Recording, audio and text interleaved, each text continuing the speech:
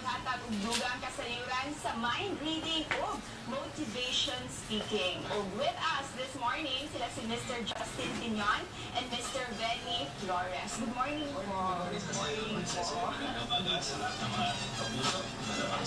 We'd like to know po, what is mind reading in connection also with motivational speaking? Ano po ito? Okay, I formulated the module 3 years ago, and I called it How to Make Thoughts Happen. It's all about mindsetting.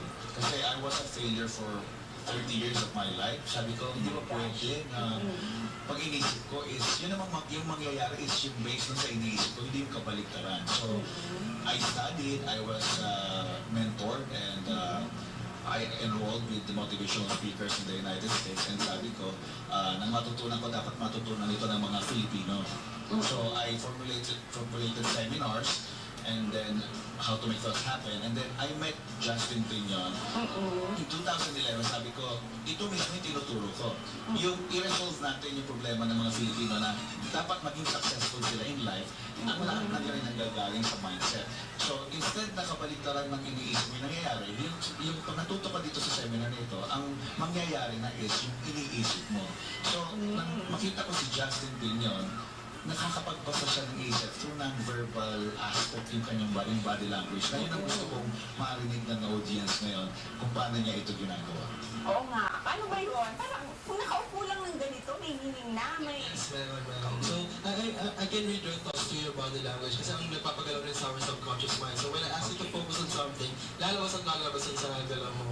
And I can also manipulate your decision. So I can also use the power of suggestion para malabas yung gusto kong results.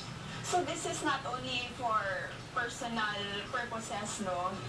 It's really more for business also. Yes, when we conducted trainings, minsan tinatanong na kami, makakatulong ba sa business? Pwede ba namin ma-double yung sales? Actually, when we started conducting seminars for corporate telemarketing and real estate, actually na-double, na-triple pa yung mga sales na. That's why dinala dito ng sponsors, and I would like to mention their names, Mr. Joe Del Rosario and Teddy Del Rosario, para makarating sa mga subvention seminars na ito na mura lang, no?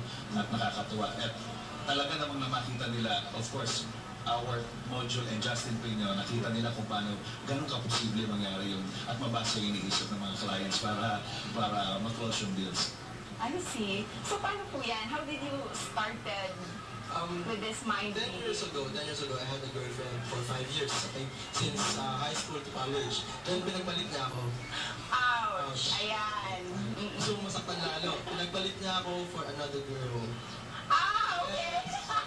So, nasaktan ako noon, kasi syempre, pag naman sa lalaki, pag sa babae pa rin ako pinagpalit. Pero kahit anong gender mo, masakit pa rin kasi pinagpalit na ako, di ba? So, naisip ko, what if I can read minds? Or what if I can manipulate people or hypnotize them? Baka nalalaman ko na may problem pala, or yung pagpapalitan niya ako, or pwede ko mabalik yung feelings na. Then I research about psychic. Gusto ko maging psychic nung time na yun, pero hindi ako naging psychic kasi kailangan mo pala mapanganak with psychic powers or ma-acquire yun. Pero hindi ko nagawa. Then I came across body language reading. So, doon yung simula. Habang nag-study ako for 10 years now, naka-move on na ako sa kanya. Masaya pa ako. So ito na yung career ko ngayon. I read minds for a living. Ayan. Busa, mga puso, tanaw na to kung unsa ni ka-accurate ang mind reading ni Mr. Justin. Kay before sa program, actually mga kapuso, yatagan ko nilang small piece of paper lang. Ipasuwat dito ang importanteng okasyon, petsa, person, ug place akong kinabuhi nga mojud ang usa sa mga memorable na moments ako ang life. Busa, tanaw na to kung matagna ni Mr. Justin. Yes. Ano po yun? Yung kanina Okay, so I want you to think of that specific memory of yours. Okay, so para sa audience natin, we never met before. And Yes. you never told me that information. Wala, Yes, Joy. I never saw it. Okay, good. Now, so let's start. Okay, are you ready? Cecil? Oh my gosh. Ba naman, are you ready? Okay, so I want you to focus on that moment. Gusto kong parang naramdaman talaga siya ngayon. Okay, good.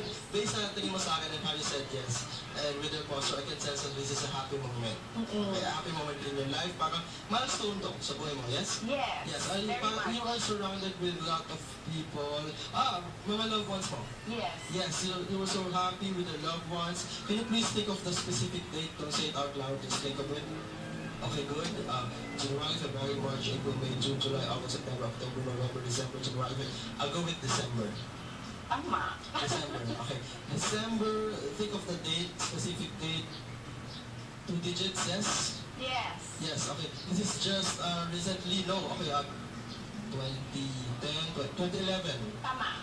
December, between nasa 20 to 28, I'll go with 27. December 27, 2011, yes? Tama. Support yun. Okay, good. Now, I want you to think of that event. Okay, kung ano mo nangyari doon, masaya ka. Actually, the place. Think of the place. Okay, good. Maraming places. Dito lang sa Cebu. Opo, sa Maraming places sa Cebu. You're thinking of a church. Yes? Yes. Maraming churches dito. Think of that specific church, the name of the church. Actually, think of the, yung itsura na pumapasok ka dito. Good thing na napuntahan ko ito kahapon. Dinala ako dyan ng friend ko kahapon, si Maan. Dinala na ako makakinood siya ngayon. Okay. Cebu Cathedral. Tama. Yes, correct. Oo. Now, I want you to think of the person involved dito. Sino man kasama mo? Kinikilabutan ka na? Oo. Okay, so, This is new to me. okay, think of that person. With your loved one. With someone you love. Yes? Okay. Ito na, I never, hindi mo sinabi sa'yo kung sino yung lang tao to. I'll go with, think of the first letter of his name. K. Mayak na ako. K. Okay. Think of the first name and his surname. Christopher Castro. Yes. Yes, okay. Oh my gosh. No, last. I wanted to think of that event. Kung ano man nangyayari dito sa Cebu Cathedral with Christopher Castro noong December 27, 2011. You were happy, I'm guessing. Ito yung day na pinakasal kayo. Yes. Yes. Tama. Oh my gosh. God! Lalamigan ako. Makapusawa. Jud ni nagkita. Karon lang jud to. This morning lang na nag-start na ang program. Maulang jud to. Wala jud ko info gihatag. Asa siya kami sa kong husband. So, amazing. Say hi. Hi! Christopher Castro Tupin. Good morning to you. Ayan po, would you like to invite our televiewers sa seminar? Yes, we'll be back here sa June 30, right? 30th? 30 sa Raja Park Hotel. That will be 2 p.m. right? 2 p.m. Sponsored by Teddy and Joe Del Rosario. Kaya ask them, nandiyan yung contact numbers na may ipapakita sa inyo. At sa lahat ng nanonood ngayon na kapuso, kung gusto nyo mag-double, ma-triple ang inyong sales sa iba't ibang industry, our seminar is applicable to any industry. Marami ng testimonies na mapapanood ninyo sa YouTube na lumaki ang kanilang mga sales. At yan ay talagang natutuwa kami na nakakatulong kami sa kapwa nating Filipino. Maraming salamat din sa iyo. And yes, please add us up on Facebook. Mine is Justin Pinion. Nandun yung mga TV guestings ko. And thank you sa mga nanood ng Kapuso mo, Jessica Soho nung Sunday. May ginasa ko ni Jessica Soho doon. And kay Sir Benny Flores. Just type Benny Flores, Victory ENI Flores sa Google. Makikita nyo na lahat doon yung ating profile at lahat na gusto nyo malaman tungkol sa aming dalawa ni Justin Pinion. Just add us up. Thanks, Cecil. Nice to meet you. Thank you po, Mr. Justin and Mr. Benny. And good luck po sa magiging seminar Maraming salamat. ninyo. O mga kapuso, mga pagtut, busa, tanawa ang ilahang seminar, subayi kini, aron masayod sa tuon sa kini mind reading o motivational speaking. Busa, balik ka ninyo, Alan and Mine.